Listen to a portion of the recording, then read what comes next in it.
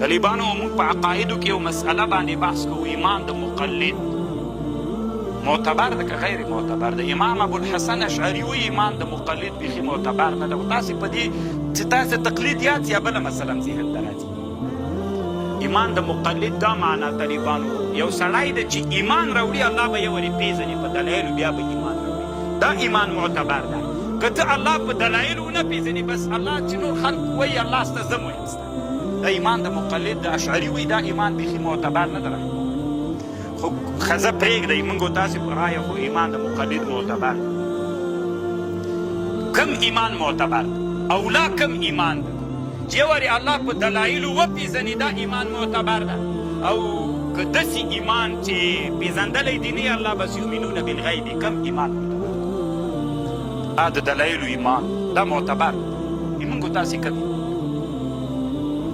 ایمان د مقلد ولې افضل پسې طالبانو ما سره یو کتاب ده، خالق په علم د فیزیا او د فیزیک.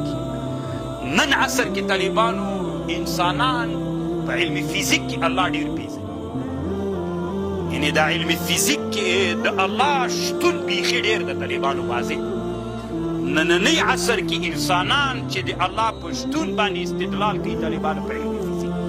عربي کتاب د طالبانو انټرنیټ کې پیدا کړي، الخالق وجود الخالق په علم د فیزیک. طالبانو که دا اوس موږ فیزیک ویلی او رب مو پېژندلی استدلالا، بیا به طالبانو ډېر خوند کوو، بیا به ایمان د مقلد له ایمان نه ډېر افضل. خو موږ وایو چې نه والله کې راباندې بله کي ته د مسند بالتکریر بحث یې ورې راته ووایه په صدره مبارکه کې چې جز الاعتزازات ستا که باطله. موږ تر اوسه طالبانو په جز تاسې به سږ کال چا صدره ویلي کوم نه ده ویلي. سږ کال کوم طالب و تاسې کې چې مو ویلې دا لږ څه ویلې سږ طالبانو موږ ماته هم کړه، تقسیم هم کړه. طالبانو دغه جز الاعتزاز نن امریکایانو چې غربي نړۍ یا دنیاوالو چې اټوم داسې یوه ذره ده چې تقسیم یې قبول کړو. دې دنیا نن تقسیم قبول کړه. هغه د اټوم دا هم د فیزیک موضوع ده، تقسیم یې کړه تقسیم یې کړه. تاسې لږ ورګډ شئ طالبان. تاسې موږ تر اوسه دې کې قبلوي که نه قبلوي، دنیا تقسیم قبول کړه. که مجرم دی دومره یې تقسیم کړه چې ورته حیرانه بس تقسیم یې کړه. درښیي میکروسکوپونو کې موږ لګیا یې تقسیمي یې قبلې یې کړه. ډېر ښه به مخته لاړ شو انشاءالله.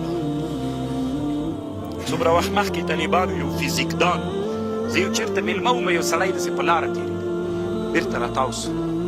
وایي حماسي صاحب وایي زه د کابل د پوهنتون استاذ یم، څو خبرې درسره کوم.